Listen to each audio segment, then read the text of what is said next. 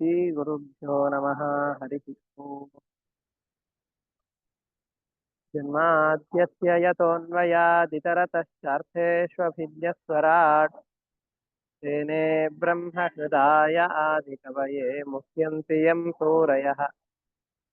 तेजो वारिमृदां यथा विनिमयो यत्र त्रिसर्गो मृषा धाम्ना स्वेन सदा निरस्तकुहकम् सत्यं परं धीमहि। निगमकल्पतरोर्गलितं फलम् सुखमुखादमृतद्रवसंयुतम् पिबत भागवतं रसमालयं मुहुरहो रसिकाः भुवि भावुकाः।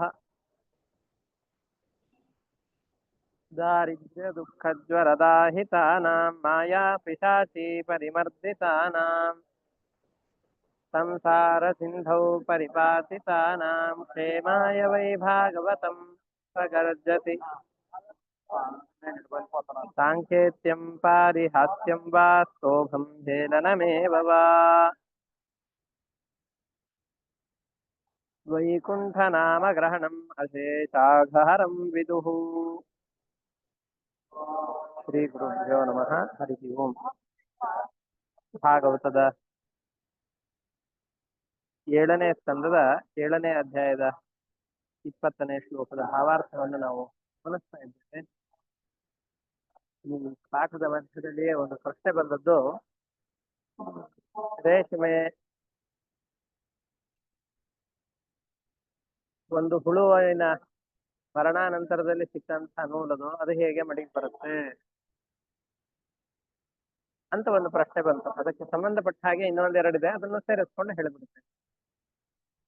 ಯಾವುದು ಮಡಿ ಮೈಲಿಗೆ ಅನ್ನುವಂತಹ ವಿಷಯದಲ್ಲಿ ಪ್ರಮಾಣ ಯಾವುದು ಅಂತಂದ್ರೆ ಶಾಸ್ತ್ರಗಳಷ್ಟೇ. ತಸ್ಮಾತ್ ಶಾಸ್ತ್ರಂ ಪ್ರಮಾಣಂತೆ ಕಾರ್ಯಾಕಾರ್ಯ ವ್ಯವಸ್ಥಿತವು ಜ್ಞಾತ್ವಾ ಶಾಸ್ತ್ರ ವಿಧಾನೋಕ್ತಂ ಕರ್ಮ ಕರ್ತುಂ ಯಹಾರ್ಹಸಿ ಅಂತ ಭಗವದ್ಗೀತೆಯ 16ನೇ ಅಧ್ಯಾಯದ ಕೊನೆಯ ಶ್ಲೋಕಗಳಲ್ಲಿ ಇದು ಬರುತ್ತೆ. ಯಾವುದನ್ನು ಮಾಡಬೇಕು ಮಾಡಬಾರದು ಅನ್ನುವಂತಹ ವಿಷಯದಲ್ಲಿ ಶಾಸ್ತ್ರವು ಪರಮ ಪ್ರಮಾಣ. ಯಾವುದರ ಧಾರಣೆಯಿಂದ ಸಾಧನೆಗೆ ಅನುಕೂಲವಾಗುತ್ತೋ, ನಮ್ಮ ಮನಸ್ಸು ಪರಿಶುದ್ಧವಾಗಿರುತ್ತೋ ಅಂತಹವುಗಳನ್ನು ಮಾಡಬೇಕು ಅಂತ ಒಟ್ಟಾರೆ ಅಭಿಪ್ರಾಯ. ಅದರಲ್ಲಿ ಅನೇಕ ವಿಷಯಗಳನ್ನು ಹೇಳ್ತಾರೆ. ಅದರಲ್ಲಿ ಒಂದು ಪ್ರಾಣಿಯ ಮರಣಾನಂತರದಲ್ಲಿ ಸಿಗುವಂತಹ ಈ ನೂಲು ರೇಷ್ಮೆ, ಇದು ಕೂಡ ಮಡಿ ಅಂತ ಒಂದು.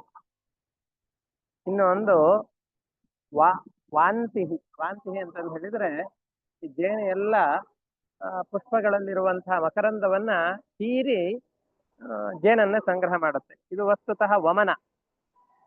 ವಾಂತಿಯನ್ನು ನಾವೆಲ್ಲ ಕಡೆಯಲ್ಲಿ ಅಸಖ್ಯವಾಗಿ ನೋಡ್ತೇವೆ, ನಮ್ದೆಲ್ಲ ಅಸಖ್ಯವೇ. ಆದರೆ ಆ ಜೇನು ಹುಳು ಮಾಡಿದಂತಹ ವಾಂತಿ ಪರಮ ಪವಿತ್ರವಾದದ್ದು, ಪೂಜೆಯಲ್ಲೆಲ್ಲ ಬಳಸ್ತೇವೆ. ಪಂಚಾಮೃತಗಳಲ್ಲಿ ಜೇನುತುಪ್ಪವು ಕೂಡ ಒಂದು. ಇನ್ನೊಂದು ಮಲ. ನೋಡಿ, ಈ ಆಲದ ಮರ ಎಲ್ಲ ಹುಟ್ಟಬೇಕು, ಆಲದ ಮರ ಮತ್ತೆ ಅರಳಿ ಮರ ಇದೆಲ್ಲ ಹುಟ್ಟಬೇಕು ಅಂತಂದ್ರೆ ಕಾಗೆ ಅದರ ಹಣ್ಣುಗಳನ್ನು ತಿಂದು ಬೀಜವನ್ನ ತನ್ನ ಮಲದ ರೂಪದಲ್ಲಿ ಹೊರಗಡೆ ಹಾಕತ್ತೆ, ಅದೇ ದೊಡ್ಡ ಮರವಾಗಿ ಬೆಳೆಯತ್ತೆ ಅಂತ. ಆ ಮರ ಪರಮ ಪವಿತ್ರವಾದದ್ದು. ಅದು ಯಾವುದರಿಂದ ಹುಟ್ಟಿದ್ದು ಅಂತಂದ್ರೆ ಈ ಕಾಗೆ ಮಲದಿಂದ ಬಂದಂತಹ ಯಾವ ಬೀಜ ಇದೆಯೋ ಅದರಿಂದ ಹುಟ್ಟಿರುವಂತ, ಅದು ಪವಿತ್ರ ಅಂತ ಅದು ಒಂದು. ಮತ್ತೆ ದೇವರ ಮೂರ್ತಿಗಳನ್ನೆಲ್ಲ ಶುದ್ಧ ಮಾಡ್ಲಿಕ್ಕೆ ಬಳಸೋದು ಯಾವುದು ಅಂತಂದು ಹೇಳಿದ್ರೆ ಸ್ತೂಕರದ ಅಂತಂದ್ರೆ ಯಾವುದು, ಹಂದಿಯ ಇದು ಕೂದಲುಗಳು. ಅದರಿಂದಾಗಿ ಇದನ್ನ ಸ್ವಚ್ಛ ಮಾಡ್ತಾರೆ, ದೇವರ ಮೂರ್ತಿಗಳನ್ನ ಸ್ವಚ್ಛ ಮಾಡ್ತಾರೆ. ಅದರಿಂದ ಆ ಕೂದಲುಗಳು, ಈ ರೀತಿಯಾಗಿ ಅನೇಕ ಪದಾರ್ಥಗಳನ್ನ ಪುನಗು ಅದು ಬೇರೆ. ಹೌದು, ಅದು ಬೆಕ್ಕಿನದ್ದು. ಇನ್ನೊಂದು ಎಂಜಲು ಅಂತಾನು ಬರುತ್ತಲ್ಲ ಗುರುಗಳೇ, ಹಸುವಿನ ಹಾಲು. ಹಸುವಿನ ಹಾಲು ಅದು ಕರು ಯಾವ ಕೆಚ್ಚಲಿನಲ್ಲಿ ಹಾಲನ್ನು ಕುಡಿದು ಉಳಿಸಿಕೊಟ್ಟಿರುತ್ತೋ ಆ ಹಾಲು ಉಳಿದ ಎಲ್ಲ ಹಾಲುಗಳಿಗಿಂತ ಪವಿತ್ರ ಅಂತಂದ್ರೆ, ಬರೀ ಹಾಲನ್ನು ಕರೆದಾಗ ಆ ಹಾಲು ಏನು ಬರುತ್ತೋ ಅದಕ್ಕಿಂತ ಪವಿತ್ರವಾದದ್ದು ಭಗವಂತನ ಅಭಿಷೇಕಕ್ಕೆ. ಆಗ ತಾನೇ ಹಾಲು ಕುಡಿದು ಉಳಿದು ಸಿಕ್ಕಂತಹ ಹಾಲು ಏನಿರುತ್ತೋ ಅದು ಪರಮ ಪವಿತ್ರವಾದದ್ದು ಅಂತ ಕರೀತಾರೆ ಎಂಜಲು. ಹೀಗೆ ಚಮರಿ ಮೃಗದ ಕೂದಲುಗಳು, ನಮ್ಮ ಕೂದಲುಗಳೆಲ್ಲ ಇದು ಕರ್ತನ ಆಯ್ತು ಅಂದ್ರೆ ಸ್ನಾನ ಮಾಡಬೇಕಾಗುತ್ತೆ. ಈ ಚಾಮರಕ್ಕೋಸ್ಕರವಾಗಿ ಅದರ ಕೂದಲನ್ನೇ ಬಳಸಬೇಕು ಅಂತ ಇದು. ಮತ್ತೆ ಉಣ್ಣೆಯ ಮೇಲಿನ ಕೂದಲಿನ ವಸ್ತ್ರಗಳು ಯಾವ್ದಿದೆಯೋ ಅದು ಕೂಡ ಪವಿತ್ರ ಅಂತ ಈ ರೀತಿಯಾಗಿ ಅನೇಕ ಉಣ್ಣೆಯ ಇವುಗಳೆಲ್ಲವೂ ಕೂಡ ಪವಿತ್ರ ಅಂತ ಹೇಳ್ತಾರೆ. ಹಾಗಾಗಿ ಶಾಸ್ತ್ರಗಳಲ್ಲಿ ಎಲ್ಲವನ್ನು ಪವಿತ್ರ ಅಂತ ಇಟ್ಟುಕೊಂಡು ಪೂಜೆಗೆ ಬಳಸಲಿಕ್ಕೆ ಹೇಳಿರೋದ್ರಿಂದಾಗಿ ಇವುಗಳು ಪವಿತ್ರ ಅಂತ ನಾವು ಅದನ್ನ ಭಾವಿಸಿಕೊಂಡು ಮಾಡ್ತೇವೆ. ಚರ್ಮಗಳೆಲ್ಲವೂ ಕೂಡ ಅಪವಿತ್ರ, ಆದ್ರೆ ಕೃಷ್ಣಾಜಿನ ವ್ಯಾಘ್ರಾಜಿನ ಇವೆಲ್ಲವೂ ಪವಿತ್ರ ಅಂತ. ಯಾಕೆಂದ್ರೆ ಮನಸ್ಸು ಅದರ ಮೇಲೆ ಕುತ್ಕೊಂಡ್ರೆ ಏಕಾಗ್ರತೆಯನ್ನ ಪಡೆಯುತ್ತೆ. ಭಗವಂತನಿಗೆ ಇದರಿಂದ ಪ್ರೀತಿ ಆಗತ್ತೆ ಅಂತ ಶಾಸ್ತ್ರಗಳಲ್ಲಿ ವಿಧಾನ ಮಾಡಿದ್ದಾರೆ. ಅದರಿಂದ ಅದು ಪ್ರಮಾಣ ಅಂತ ಇಟ್ಟುಕೊಂಡು ಅವುಗಳು ಪವಿತ್ರ ಅಂತ ಇಟ್ಟುಕೊಂಡು ಅವುಗಳಿಂದ ವಸ್ತ್ರಗಳನ್ನ, ಅದೇ ರೀತಿಯಾಗಿ ದೇವತೆಗಳಿಗೆ ಮೂರ್ತಿಯ ಶುದ್ಧಿಗೋಸ್ಕರವಾಗಿ, ಚಾಮರ ಮಾಡ್ಲಿಕ್ಕೋಸ್ಕರವಾಗಿ ಈ ರೀತಿಯಾಗಿ ಅವುಗಳನ್ನ ಬಳಸ್ತಾ ಹೋಗ್ತೇವೆ. ಆಮೇಲೆ ಮುಳ್ಳು ಹಂದಿಯ ಆ ಮುಳ್ಳಿರತ್ತಲ್ಲ, ಆ ಮುಳ್ಳನ್ನ ಸೀಮಂತ ಕಾರ್ಯದಲ್ಲಿ ಗರ್ಭಿಣಿಯರಾದಂತಹ ವ್ಯಕ್ತಿಗಳ ಇವರಿಗೆ ಕೂದಲಲ್ಲಿ ಅದನ್ನ ಅಲಂಕಾರಕ್ಕೆ ಅಂತ ಸೇರಿಸ್ತಾರೆ. ಅವು ಎಲ್ಲವೂ ಕೂಡ ಪವಿತ್ರ ಅಂತ ಶಾಸ್ತ್ರದಲ್ಲಿ ವಿಧಾನ ಮಾಡಿದ್ದಾರೆ. ಅದರಿಂದ ಅವುಗಳನ್ನು ಪವಿತ್ರ ಅಂತ ಧರಿಸ್ತೇವೆ. ಇಷ್ಟು ಸಾಮಾನ್ಯವಾದಂತ ವಿಷಯ. ಈ ತರ ಇದು ಇಷ್ಟೇ ಅಲ್ಲ, ಇನ್ನು ಅನೇಕ ಇದೆ. ಅನೇಕಗಳು ನಮ್ಮ ನಮ್ಮ ಅನುಭವಕ್ಕೆ ಆಯಾಯ ಸಂದರ್ಭದಲ್ಲಿ ಬಂದಾಗ ಅವುಗಳನ್ನು ಕೂಡ ಈ ರೀತಿಯಾಗಿ ಅಂತ ಇಟ್ಟುಕೊಳ್ಳಬಹುದು ಅಂತ ಇಷ್ಟನ್ನು ಹೇಳ್ತಾ ಇದ್ದೇನೆ. ಮತ್ತಿದ್ರ ಮೇಲೆ ಏನಾದ್ರು ಪ್ರಶ್ನೆಗಳಿತ್ತು ಅಂದ್ರೆ ಪಾಠದ ಕೊನೆಯಲ್ಲಿ ಕೇಳಬಹುದು. ಗೊತ್ತಿದ್ರೆ ಹೇಳ್ತೇನೆ, ಇಲ್ಲಾಂದ್ರೆ ಮತ್ತೆ ತಿಳಿದುಕೊಂಡು ಮತ್ತೊಬ್ಬರಿಂದ ತಿಳಿದುಕೊಂಡು ಮತ್ತೆ ಹೇಳ್ತೇನೆ. ಈಗ ಭಾಗವತದ ಹಿಂದಿನ ಪಾಠಕ್ಕೆ ಹೋಗ್ತಾ ಹೋಗೋಣ, ಗಮನ ಹರಿಸೋಣ. ಹಿಂದೆ 12 ನಮ್ಮಲ್ಲಿ ಯಾರಲ್ಲೂ ಇಲ್ಲದೆ ಇರುವಂತಹ 12 ಲಕ್ಷಣಗಳನ್ನ ಹೇಳಿ, ಇಂತಹ ಲಕ್ಷಣಗಳುಳ್ಳಂತಹ ವ್ಯಕ್ತಿ ಪರಮಾತ್ಮ ಅಂತ ತಿಳಿದುಕೊಂಡು ಈ ದೇಹಾದಿಗಳೆಲ್ಲವೂ ಕೂಡ ನಾನೇ, ಇವೆಲ್ಲವೂ ಕೂಡ ನನ್ನ ಅಧೀನಕ್ಕೊಳಪಟ್ಟದ್ದು ಅನ್ನುವ ಭ್ರಾಂತಿಯನ್ನ ಯಾವ ವ್ಯಕ್ತಿ ಬಿಡ್ತಾನೋ ಅಂತಹ ವ್ಯಕ್ತಿ ಮಾತ್ರ ಭಗವಂತನನ್ನು ಹೊಂದಲಿಕ್ಕೆ ಸಾಧ್ಯ. ನಮಗೆ ಸಾಮಾನ್ಯವಾಗಿ ಇದು ಶರೀರ ನನ್ನದು ಅನ್ನುವಂತಹ ಭ್ರಮೆ ನಮಗೆಲ್ಲರಿಗೂ ಇರುತ್ತೆ.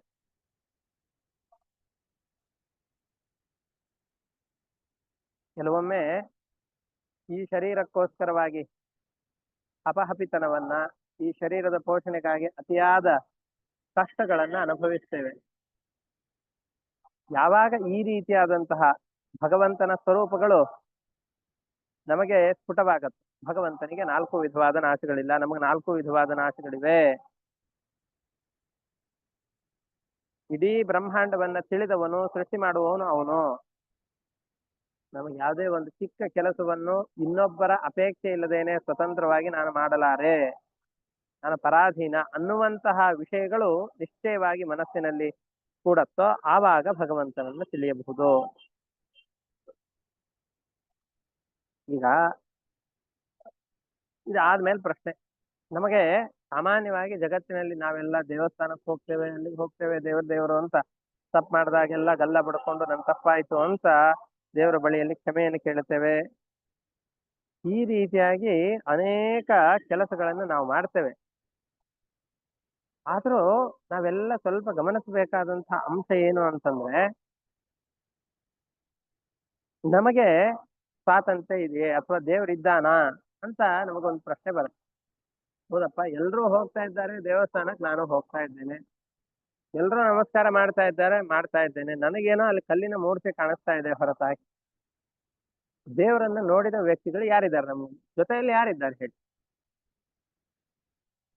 ದೇವರನ್ನ ನಮಗಂತ್ರ ಎದುರುಗಡೆಯಲ್ಲಿ ಯಾರಿಗೂ ಕಾಣಿಸ್ತಾ ಇಲ್ಲ. ಅಂತಾದಾಗ ನಾವು ದೇವರಿದ್ದಾನೆ ಅಂತ ತೀರ್ಮಾನ ಮಾಡಿಕೊಳ್ಳೋದು ಹೇಗೆ?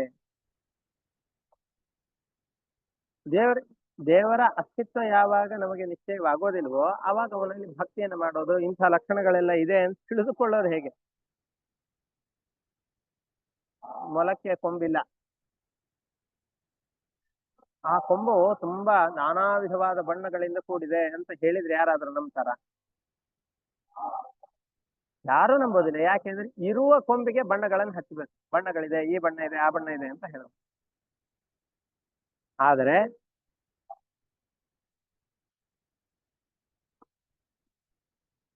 ಇಲ್ಲದೆ ಇರುವಂತಹ ಕೊಂಬುಗಳಿಗೆ ಇಷ್ಟು ಉದ್ದ ಇದೆ, ಇಷ್ಟು ಅಗಲ ಇದೆ, ಈ ಬಣ್ಣ ಇದೆ, ತುದಿಯಲ್ಲಿ ಈ ಬಂಗಾರದ ಕಟ್ಟನ್ನು ಹಾಕಿದ್ದಾರೆ ಅಂತ ನಾವೆಲ್ಲ ಹೇಳ್ತಾ ಕೂತ್ರೆ ಹುಚ್ಚ ಅಂತ ಕರೀತಾರೆ. ಹಾಗೆ ಯಾರಾದ್ರೂ ದೇವರನ್ನು ನೋಡಿದವ್ರು ಇದ್ದಾರಾ? ಯಾರೂ ಇಲ್ಲ ಅಂತಾದಾಗ ಇಲ್ಲದೆ ಇರುವಂತಹ ದೇವರನ್ನು ಕುರಿತು ನಾವು ಯಾಕೆ ಇಷ್ಟೆಲ್ಲ ಪಡಿಪಾಟಲು ಪಡಬೇಕು? ದೇವರೇ ಇಲ್ಲ ಅಂತಾದಾಗ ಇಷ್ಟೆಲ್ಲ ಲಕ್ಷಣಗಳಿದೆ, ಒಂದ್ 4 ವಿಧವಾದ ನಾಶ ಇಲ್ಲ, ಇಷ್ಟು ದೊಡ್ಡ ಜಗತ್ತನ್ನು ಅವನು ಒಬ್ಬನೇ ನಿರ್ಮಾಣ ಮಾಡಿದ್ದಾನೆ ಸ್ವತಂತ್ರವಾಗಿ, ಇಷ್ಟೆಲ್ಲ ಹೆಂಗ್ ಹೇಳಲಿಕ್ಕೆ ಸಾಧ್ಯ ಇದು? ಸುಮ್ಮನೆ ಇದನ್ನ ಕೆಲಸ ಇಲ್ಲದೆ ಇರುವಂತಹ ವ್ಯಕ್ತಿಗಳು ಹೇಳಿದ ಮಾತುಗಳು ಅಂತ ಅನ್ಸೋದಿಲ್ವಾ ಅಂತ ಆ ದೈತ್ಯ ಬಾರಕರೆಲ್ಲ ಇವನಿಗೆ ಪ್ರಶ್ನೆ ಕೇಳ್ತಾ ಇದ್ದಾರೆ ಪ್ರಹ್ಲಾದನಿಗೆ. ನೀವು ಹೇಳ್ತೀರಿ ಹೌದು, ಆದ್ರೆ ಇಂತಹ ಒಂದು ವಸ್ತು ಇದೆ ಅಂತ ಒಪ್ಕೊಳ್ಳೋದು ಹೇಗೆ? ನಮಗೆ ಎಲ್ಲಿ ನೋಡಿದ್ರು ಕೂಡ ಕಾಣೋದಿಲ್ಲ, ಇದೆ ಅಂತ ಒಪ್ಪೋದು ಹೇಗೆ? ಅದಕ್ಕೆ ಪ್ರಹ್ಲಾದ ಒಂದು ಒಳ್ಳೆಯ ದೃಷ್ಟಾಂತವನ್ನು ಕೊಡುತ್ತಾನೆ. ಉಪನಿಷತ್ತುಗಳಲ್ಲೂ ಇದೇ ರೀತಿಯಾದಂತಹ ದೃಷ್ಟಾಂತಗಳಿದೆ. ಫಸ್ಟ್ ಪ್ರಹ್ಲಾದ ಕೊಟ್ಟಂತಹ ದೃಷ್ಟಾಂತವನ್ನ, ಎಕ್ಸಾಂಪಲ್ ಅನ್ನ, ಉದಾಹರಣೆಯನ್ನ ಹೇಳಿಬಿಡುತ್ತೆ. ಆಮೇಲೆ ಉಪನಿಷತ್ತಿನಲ್ಲೂ ಕೂಡ ಶ್ವೇತಕೇತು ಉದ್ಧಾಲಕರ ಆಖ್ಯಾಯಿಕೆ ಕಥೆಯಲ್ಲೂ ಕೂಡ ಈ ತರದ್ದೇ ಒಂದು ವಿಷಯ ಬರುತ್ತೆ. ಆ ತರದ್ದ ಒಂದು ಕಥೆಯನ್ನು ಹೇಳ್ತೇನೆ.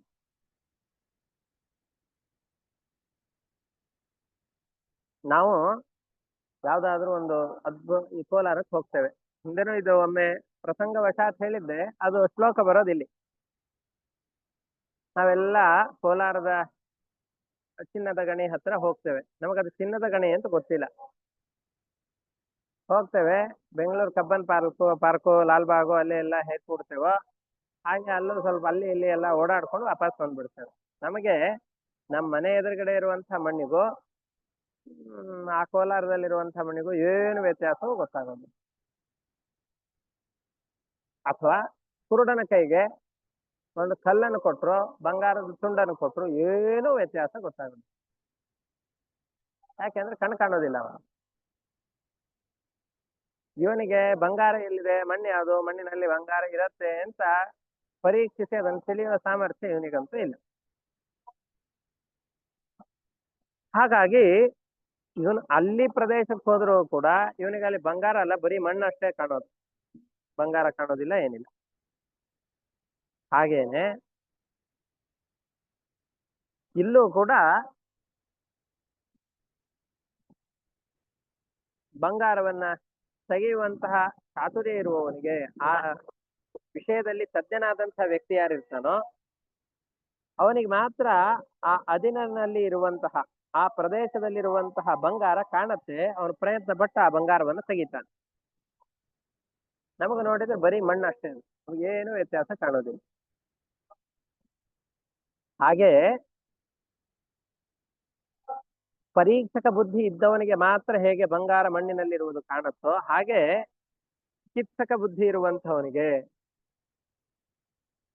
ನನಗಿಂತ ಮಿಗಿಲಾದಂತಹ ಕೆಲಸಗಳು, ನನ್ನ ಕೈ ಮೀರಿದ ಕೆಲಸಗಳೆಲ್ಲ ಆಗ್ತಾ ಇದೆ, ಒಂದು ಚಿಕ್ಕ ಪುಟ್ಟ ಕೆಲಸಗಳಾಗಬೇಕು ಅಂತಂದು ಹೇಳಿದ್ರು ಕೂಡ ಇಷ್ಟು ದೊಡ್ಡ ಜನಸಂಖ್ಯೆಯ ಅಥವಾ ಕರ್ತೃಗಳ ಅಪೇಕ್ಷೆ ಇರಬೇಕಾದ್ರೆ ಇಷ್ಟು ದೊಡ್ಡ ಜಗತ್ತಾಗಿದೆ ಅಂತಂದ್ರೆ ಆ ಜಗತ್ತನ್ನ ನಿರ್ಮಾಣ ಮಾಡಿದ ಒಬ್ಬ ವ್ಯಕ್ತಿ ಇರಲೇಬೇಕು ಅಂತ ಸ್ವಲ್ಪ ತಲೆ ಓಡಿಸುವಂತಹ ವ್ಯಕ್ತಿಗೆ ನಮ್ಮನ್ನು ಹೊರತುಪಡಿಸಿದಂತಹ ಒಬ್ಬ ಇಡೀ ಜಗತ್ತನ್ನು ನಿಯಮನ ಮಾಡುವವನಿದ್ದಾನೆ ಅಂತ ಗೊತ್ತಾಗೇ ಆಗತ್ತೆ. ಆ ಪರಮಾತ್ಮನ ಜ್ಞಾನ ಇಲ್ಲದೆ ಇದ್ರೆ ಅವನ ಬಗ್ಗೆ ನಾವು ವಿಚಾರ ಮಾಡ್ಲಿಲ್ಲ ಅಂತಂದು ಹೇಳಿದ್ರೆ ಕುರುಡನ ಕೈಯಲ್ಲಿ ಕೊಟ್ಟಂತಹ ಕಲ್ಲಿಗೂ ಬಂಗಾರಕ್ಕೂ ಹೇಗೆ ವ್ಯತ್ಯಾಸ ಅವನಿಗೆ ಗೊತ್ತಾಗೋದಿಲ್ವೋ? ಕೋಲಾರದಲ್ಲಿ ಹೋಗಿ ಆ ಮಣ್ಣಿನ ಮೇಲೆ ನಿಂತಹ ನಮಗೆ ಇಲ್ಲಿ ಬಂಗಾರ ಇದೆ ಅಂತ ಹೇಗೆ ಗೊತ್ತಾಗೋದಿಲ್ವೋ? ಹಾಗೆ ಹೊರತಾಗ ಅಲ್ಲಿ ಬಂಗಾರ ಇಲ್ಲ ಅಂತ ಆಗೋದಿಲ್ಲ, ಬಂಗಾರ ಇತ್ತು, ಇದೆ, ಆದ್ರೆ ನೋಡುವಂತ ಬುದ್ಧಿ ಬೇಕು. ಹಾಲಿನಲ್ಲಿ ತುಪ್ಪ ಇದೆ, ಹಾಲಿನಲ್ಲಿ ತುಪ್ಪ ಎಲ್ಲ ಸುಳ್ಳು ಸುಳ್ಳು ಹೇಳ್ತಾ ಇದ್ದೀರಿ.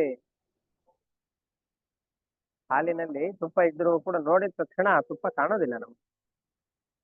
ಹಾಲನ್ನು ಕಾಯಿಸಬೇಕು, ಹೆಪ್ಪ ಹಾಕ್ಬೇಕು, ಮೊಸರು ಮಾಡಬೇಕು, ಕೆನೆ ತೆಗಿಬೇಕು, ಕೆನೆಯಿಂದ ಕಡಿಬೇಕು, ಬೆಣ್ಣೆ ತೆಗಿಬೇಕು, ಬೆಣ್ಣೆಯನ್ನು ಕಾಯಿಸ್ಬೇಕು, ಆಮೇಲೆ ತುಪ್ಪ ಬರುತ್ತೆ. ಹಾಲಿನಲ್ಲಿ ತುಪ್ಪ ಇದೆಯೋ ಇಲ್ವೋ? ಇದೆ, ನಮ್ ಕಣ್ಣಿಗೆ ಕಾಣಿಸತ್ತಾ? ಕಾಣೋದಿಲ್ಲ, ಹಾಲಿನಲ್ಲಿ ತುಪ್ಪ ಇಲ್ಲ.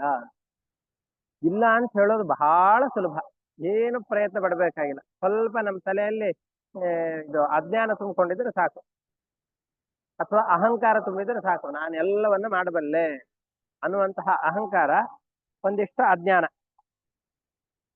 ಇವು ಎರಡಿತ್ತು ಅಂತಂದ್ರೆ ಏನನ್ನು ಬೇಕಾದ್ರೂ ಅಲ್ಲ ಅಂತ ಹೇಳಬಹುದು. ಆದ್ರೆ ವಿಚಾರಶೀಲರಾದಂತಹ ವ್ಯಕ್ತಿಗಳಿಗೆ ಮಾತ್ರ ಅಲ್ಲಿರುವಂತಹ ಪದಾರ್ಥಗಳ ಸರಿಯಾದಂತಹ ತಿಳುವಳಿಕೆ ಬರಲಿಕ್ಕೆ ಸಾಧ್ಯ. ಹಾಗೆ ಯಥಾ ಹೇಮಂ ಯಥಾ ಗ್ರಾವಸು ಹೇಮಕಾರಃ ಕ್ಷೇತ್ರೇಷು ಯೋಗೈಃ ತದಭಿಜ್ಞ ಆಪ್ನುಯಾತ್ ಕ್ಷೇತ್ರೇಷು ದೇಹೇಷು ತಥಾತ್ಮ ಯೋಗೈಃ ಅಧ್ಯಾತ್ಮವಿತ್ ಬ್ರಹ್ಮಗತಿಂ ಲಭೇತ.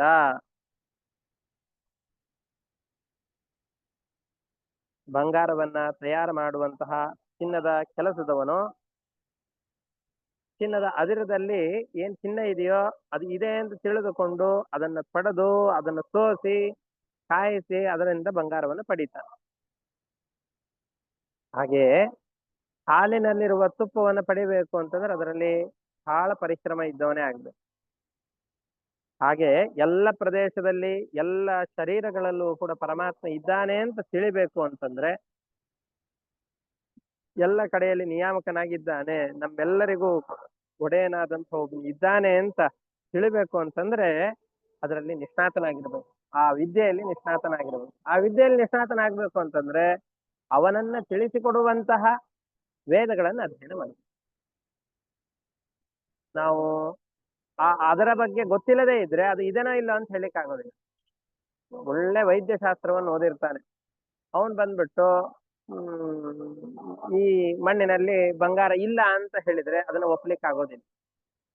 ಇವನು ವೈದ್ಯಶಾಸ್ತ್ರ ಓದಿದ್ದಾನೆ, ಇವನಿಗೆ ಆರೋಗ್ಯ ಸರಿ ಇಲ್ಲ, ಇವನಿಗೆ ಈ ರೋಗ ಇದೆ, ಇವನು ಆರೋಗ್ಯವಾಗಿದ್ದಾನೆ ಅಂತ ಅವನಿಗೆ ಹೇಳಿದ್ರೆ ನಂಬ್ತೇವೆ. ಯಾಕೆಂದ್ರೆ ಅವನಿಗೆ ಆ ವಿದ್ಯೆಯಲ್ಲಿ ಹಿಡಿತ ಇದೆ. ಅವನಿಗೆ ಈ ಮಣ್ಣಲ್ಲಿ ಬಂಗಾರ ಇದೆಯೋ ಇಲ್ವೋ ಅದ್ರ ಬಗ್ಗೆ ಗೊತ್ತೇ ಇಲ್ಲ. ಗೊತ್ತಿರ್ಬೇಕು ಅಂದ್ರೆ ಆ ವಿದ್ಯೆಯನ್ನು ಕಲಿಬೇಕು, ಅದರಿಂದ ಅವನ ಮಾತಿನಲ್ಲಿ ವಿಶ್ವಾಸ ಬರೋದಿಲ್ಲ. ಹಾಗೆ ಪರಮಾತ್ಮನನ್ನ ತಿಳಿಸಿಕೊಡುವಂತಹ ವಿದ್ಯೆ ವೇದಗಳು, ಮಹಾಭಾರತ, ರಾಮಾಯಣ ಮುಂತಾದಂತಹ ಅಮೂಲ್ಯವಾದಂತಹ ಇತಿಹಾಸ ಪುರಾಣಾದಿ ಗ್ರಂಥಗಳು, ಇವೆಲ್ಲ ಭಗವಂತನ ಬಗ್ಗೆ ತಿಳಿಸಿಕೊಡುತ್ತೆ. ಇವುಗಳನ್ನು ಓದಬೇಕು, ಓದಿದ ಮೇಲೆ ವಿಮರ್ಶೆ ಮಾಡ್ಬೇಕು. ಹೇಳಿದ್ದಾರೆ ಅಂತ ಹ್ಞೂ ಹ್ಞೂ ಹ್ಞೂ ಅಂತಂದು ಕೊಲೆ ಬಸವಂತರ ತಲೆ ಹಾಕಬೇಕು ಅಂತ ಹೇಳೋದಿಲ್ಲ. ಅದ್ರ ಹೇಳ್ತಾರೆ, ಅನೇಕ ಯುಕ್ತಿಗಳನ್ನು ಕೊಡುತ್ತಾರೆ. ಇಷ್ಟೆಲ್ಲ ಯುಕ್ತಿಗಳಿದೆ, ಈ ಯುಕ್ತಿಗಳಿಂದ ಒಬ್ಬ ಪರಮಾತ್ಮ ಸಿದ್ಧನಾಗ್ತಾನೆ.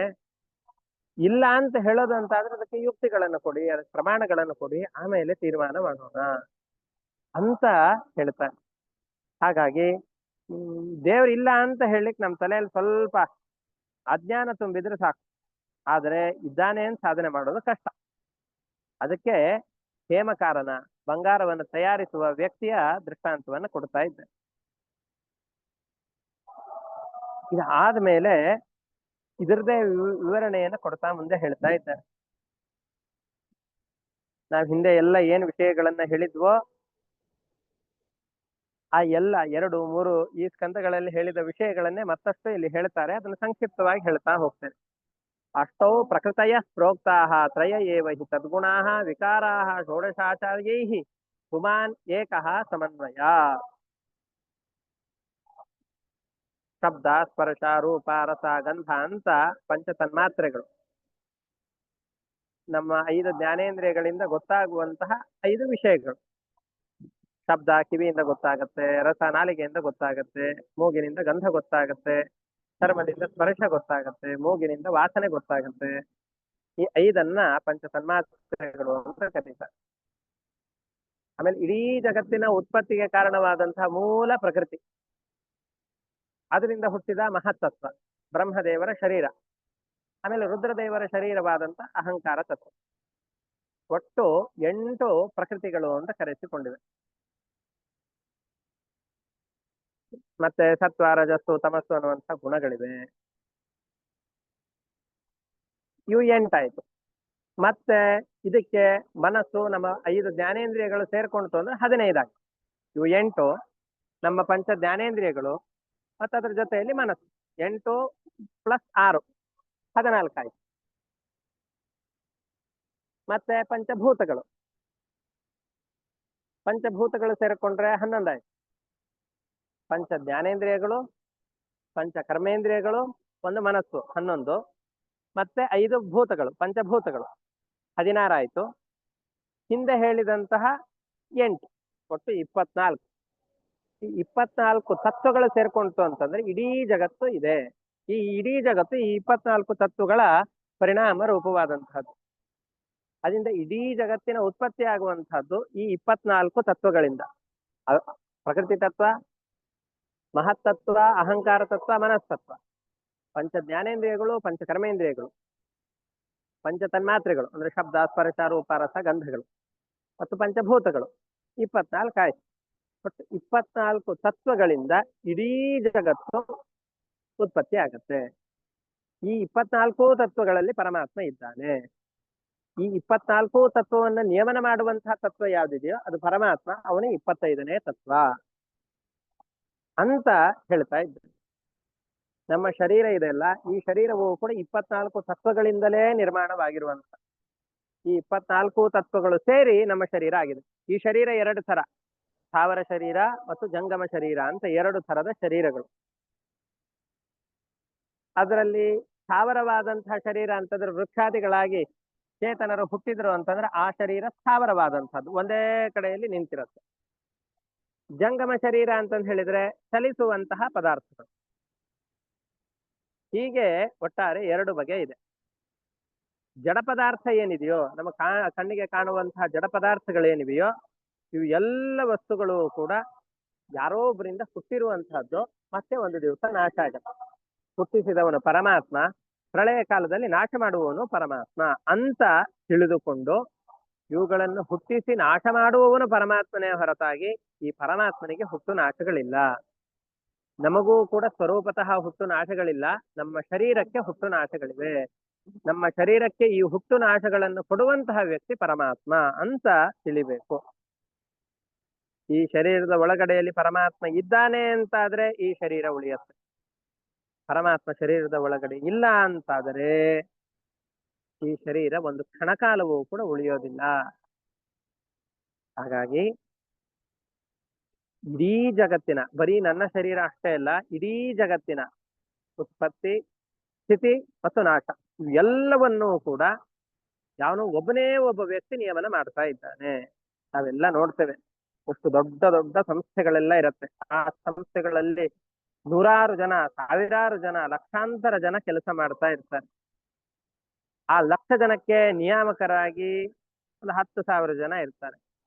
ಆ 10,000 ಜನಕ್ಕೆ ನಿಯಾಮಕರಾಗಿ ಮೇಲ್ಗಡೆಯಲ್ಲಿ 1,000 ಜನ ಇರ್ತಾರೆ. ಆ 1,000 ಜನಕ್ಕೆ 100 ಜನ ಇರ್ತಾರೆ. ಆ 100 ಜನಕ್ಕೆ ಮೇಲ್ಗಡೆಯಲ್ಲಿ ಒಂದು 10 ಜನ ಇರ್ತಾರೆ. ಆ 10 ಜನಕ್ಕೆ 5 ಜನ, ಕೊನೆಗೆ ಒಬ್ಬನಿರ್ತಾನೆ. ಆ ಒಬ್ಬನ ಕೆಳಗಡೆಯಲ್ಲಿ ಇವರೆಲ್ಲರೂ ಕೂಡ ಕೆಲಸ ಮಾಡ್ತಾ ಇರ್ತಾರೆ. ಹಾಗೆ ಇಡೀ ಜಗತ್ತಿಗೆ ಒಬ್ಬೊಬ್ಬರು ಒಂದೊಂದು ಕೆಲಸಗಳನ್ನ ಹಂಚಿಕೊಂಡು ಮಾಡ್ತಾ ಇದ್ದಾರೆ. ನಾವೆಲ್ಲ ಏನ್ ಕೆಲಸ ಮಾಡ್ತಾ ಇದ್ದೇವಲ್ಲ, ಯಾರೋ ಒಬ್ಬರ ಹತೋಟಿಯಲ್ಲಿ ನಿಂತುಕೊಂಡು ಕೆಲಸ ಮಾಡ್ತಾ ಇದ್ದೇವೆ. ಯಾರು ಕೆಲಸ ಮಾಡಿಸ್ತಾ ಇದ್ದಾರೆ ಅಂತ ಗೊತ್ತಿಲ್ಲ, ಯಾರು ಮಾಡಿಸ್ತಾರೆ ಅಂತ ತಿಳಿದುಕೊಳ್ಳೋದೇನೆ ಜೀವನದ ದೊಡ್ಡ ಗುರಿ ಅಷ್ಟೇ. ಅವರ ಮೇಲ್ಗಡೆಯಲ್ಲಿ ನಮ್ಮ ನಿಯಾಮಕರಾಗಿ ಯಾರಿದ್ದಾರೋ ಆ ದೇವತೆಗಳಿಗೂ ನಿಯಾಮಕರಾದ ದೇವತೆಗಳಿದ್ದಾರೆ, ಅವರಿಗೂ ನಿಯಾಮಕರಾದ ದೇವತೆಗಳಿದ್ದಾರೆ. ಇವರೆಲ್ಲರಿಗೂ ನಿಯಾಮಕನಾದ ಪರಮ ನಿಯಾಮಕನಾದಂತಹ ವ್ಯಕ್ತಿ ಪರಮಾತ್ಮ ಅಂತ ತಿಳಿದುಕೊಳ್ಳೋದು ಜೀವನದ ಪ್ರಮುಖ ಸಾಧನೆ. ಅನ್ವಯ ವ್ಯತಿರೇಕೇಣ ವಿವೇಕೇನ ಅಗತಾತ್ಮನ ಸರ್ಗ ಸ್ಥಾನ ಸಮಾಮ್ನಾಯೈಹಿ ವಿಮೃಷದ್ಭಿಹಿ ಅರಸತ್ವರೈಹಿ ಅಸತ್ವರೈ ನಿಧಾನವಾಗಿ ವಿಮರ್ಶೆ ಮಾಡ್ಬೇಕು. ವಿಮೃಷದ್ಭಿರ್ ಅಸತ್ವರೈ, ನಮಗೆ ಕೆಲವೊಮ್ಮೆ ಅತಿಯಾದ ಅವಸರ ಇರುತ್ತೆ.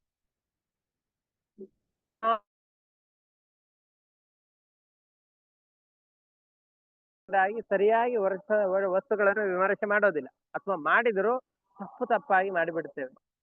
ಆವಾಗ ಆ ವಸ್ತುವಿನ ಸರಿಯಾದ ಜ್ಞಾನ ಬರಲಿಕ್ಕೆ ಸಾಧ್ಯ ಇಲ್ಲ. ಅದಕ್ಕೆ ಶಾಸ್ತ್ರಗಳ ಸಹಾಯದಿಂದ ನಿಧಾನವಾಗಿ ವಿಮರ್ಶೆ ಮಾಡ್ಬೇಕು. ಇನ್ನೊಂದು ಆಪತ್ತು ಏನು ಅಂತಂದ್ರೆ, ಹಾಗೆ ತಾಳು ನಾನೇ ವಿಚಾರ ಮಾಡ್ತೇನೆ ಅಂತ ಯಾವ್ದೋ ಒಂದು ಮರದ ಕೆಳಗಡೆ ಕುತ್ಕೊಂಡು ತಲೆ ಮೇಲೆ ಹಣ್ಣು ಏನೋ ಹೊಳಿಬಹುದು ಅಂತ ಹಾಗೆ ಕೂತರು ಬರೋದಿಲ್ಲ. ಸುಲಭವಾಗಿ ಈ ವಿಷಯಗಳೆಲ್ಲ ತಿಳಿಯೋದಿಲ್ಲ. ಅದಕ್ಕೋಸ್ಕರ ನಿರಂತರವಾದ ಶಾಸ್ತ್ರಗಳ ವಿಮರ್ಶೆ ಬೇಕು. ಆ ವಿಮರ್ಶೆಯಿಂದಾಗಿ ಈ ಪರಮಾತ್ಮನನ್ನ ತಿಳಿಯಬಹುದು. ಬುದ್ಧೇರ್ ಜಾಗರಣಂ ಸ್ವಪ್ನಃ ಸುಷುಪ್ತಿರಿತಿ ವೃತ್ತಯಃ ತಾ ಏನೈವ ಅನುಭೂಯಂತೆ ಸೋಧ್ಯಕ್ಷಃ ಪರಮಃಪರಃ. ಇನ್ನೂ ಸುಲಭವಾಗಿ ಹೇಳಬೇಕು ಅಂತಂದ್ರೆ ಇಷ್ಟು ಕೆಲಸಗಳನ್ನ ಯಾರು ಮಾಡ್ತಾನೋ ಅವನು ಪರಮಾತ್ಮ. ಅವನಿಗೆ ಏನಾದ್ರೂ ಹೆಸರು ಕರ್ಕೊಳ್ಳಿ, ಅವನನ್ನು ನಾವು ಹರಿ ಅಂತ ಕರಿತೇವೆ ಅಷ್ಟೆ. ಯಾವ ಕೆಲಸಗಳನ್ನ? ನಮ್ಮ ಎಚ್ಚರ, ಗಾಢವಾದ ನಿದ್ರೆ ಮತ್ತು ಕನಸಿನ ಸಂದರ್ಭ, ಮೂರು ಅವಸ್ಥೆಗಳು. ಎಚ್ಚರವಾಗಿರೋದು, ಗಾಢವಾದ ನಿದ್ರೆಯಲ್ಲಿರೋದು,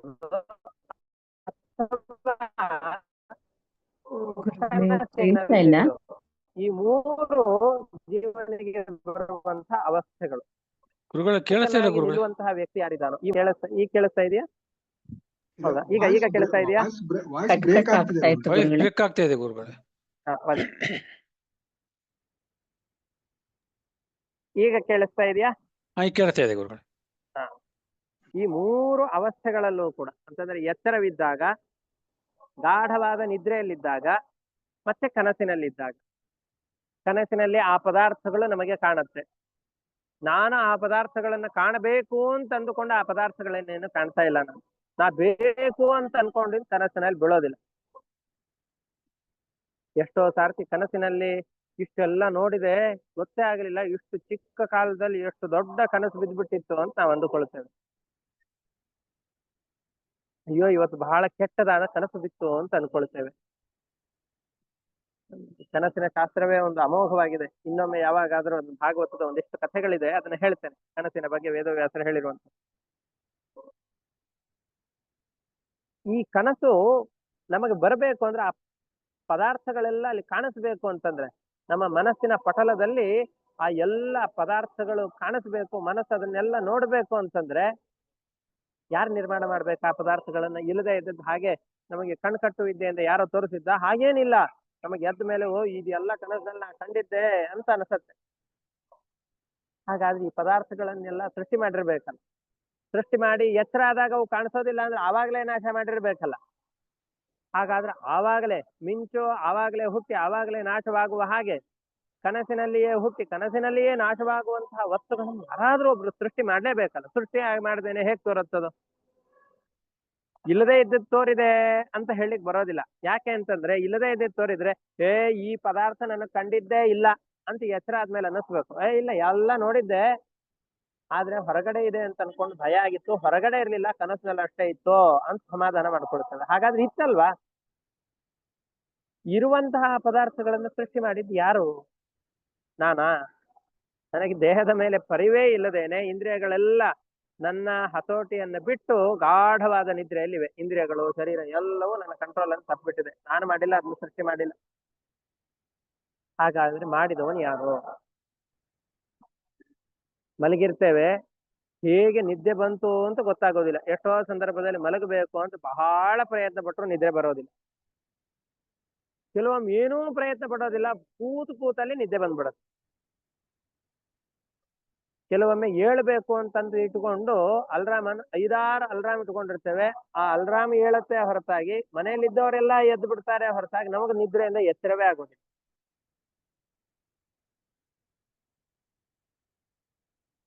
ಕೆಲವೊಮ್ಮೆ ತನ್ನಷ್ಟಕ್ಕೆ ತಾನೇ ಎಚ್ಚರ ಆಗಿ ಹೋಗುತ್ತೆ. ಹಾಗಾದ್ರೆ ಎಚ್ಚರ ನಮ್ಮ ಅಧೀನದಲ್ಲಿಲ್ಲ, ನಿದ್ರೆ ನಮ್ಮ ಅಧೀನದಲ್ಲಿಲ್ಲ, ಕನಸಿನಲ್ಲಿ ಕಾಣುವ ಪದಾರ್ಥಗಳು ನಮ್ಮ ಅಧೀನವಾಗಿಲ್ಲ. ಹಾಗಾದ್ರೆ ಎಲ್ಲವೂ ಆಗ್ತಾ ಇದೆ ಅಂತಾದ್ರೆ ಇದನ್ನ ಪ್ರೇರಣೆ ಮಾಡುವಂತ ಯಾವುದೋ ಒಬ್ಬ ವ್ಯಕ್ತಿ ಇರಬೇಕಲ್ಲ. ಅವನನ್ನೇ ಪರಮೇಶ್ವರ ಅಂತ ಕರಿತೇವೆ, ಅವನಿಗೆ ಹರಿ ಅಂತ ಹೆಸರು ಕರಿತೇವೆ. ನೀವು ಏನು ಬೇಕಾದ್ರೂ ಹೆಸರಿನಿಂದ ಕರೀತೀವಿ. ಶಿವ, ಬ್ರಹ್ಮ, ರುದ್ರ ಏನು ಬೇಕಾದ್ರೂ ಹೆಸರಿನಿಂದ ಕರಿ. ಎಲ್ಲ ಹೆಸರಿನಿಂದ ಕರೆಸಿಕೊಳ್ಳುವವನು ಅವನು ಒಬ್ಬನೇ, ದೇವನೊಬ್ಬ. ಸರ್ವೋತ್ತಮನಾದಂತಹ ಪರಮಾತ್ಮನಿಗೆ ಎಲ್ಲ ನಾಮಗಳೂ ಇವೆ. ಎಲ್ಲರೂ ಜೀವನ ಅನುಭವಕ್ಕೆ ಬರುವ ಹಾಗೆ ಮಾಡುವಂತಹ ವ್ಯಕ್ತಿ ಅದು ಪರಮಾತ್ಮ. ಅದು ನಾವು ಅಂತ ಭ್ರಾಂತಿಗೊಳಗಾಗಬಾರ್ದು. ಅದನ್ನ ಹೇಳ್ತಾ ಇದ್ದಾರೆ. ತಾ ಏನೇವ ಅನುಭೂಯಂತೆ ಸೋ ಅಧ್ಯಕ್ಷ ಪುರುಷ ಪರಃ. ಅವನೇ ನಮ್ಮೆಲ್ಲರಿಗೂ ಒಡೆಯನಾದಂತಹ ಸರ್ವೋತ್ತಮನಾದಂತಹ ವ್ಯಕ್ತಿ. ಅವನಿಂದ ನಮಗೆ ಜೀವನದಲ್ಲಿ ಇಷ್ಟೆಲ್ಲ ಪದಾರ್ಥಗಳ ಅನುಭವವಾಗುತ್ತೆ ಅಂತ ಇದರಲ್ಲಿ ಹೇಳ್ತಾ ಇದ್ದಾರೆ. ಇದಾದ ಮೇಲೆ ಇನ್ನು ಅನೇಕ ವಿಷಯಗಳನ್ನು ಹೇಳಿ ಉಪದೇಶಗಳನ್ನು ಮಾಡ್ತಾ ಹೋಗ್ತಾನೆ. ಅದನ್ನ ಮತ್ತೆ ಇಂದಿನ ಪಾಠದಲ್ಲಿ ಹೇಳ್ತೇನೆ. ಮತ್ತೆ ಏನಾದರೂ ಇವತ್ತಿನ ಪಾಠದ ವಿಷಯದಲ್ಲಿ ಸಂದೇಹಗಳಿತ್ತು ಅಂತಂದ್ರೆ ಕೇಳಬಹುದು. ಹರಯೇ ನಮಃ. ಶ್ರೀಕೃಷ್ಣ ಅರ್ಪಣಮಸ್ತು. ಅನೇನ ಭಾವಿ ಯತ್ ಪುಣ್ಯಂ ತೇನ ಪ್ರೀಣಾತು ಚೇತಃ. ಹರಯೇ ನಮಃ. ಶ್ರೀಕೃಷ್ಣ. ನಮಸ್ಕಾರ ಗುರುಗಳೇ.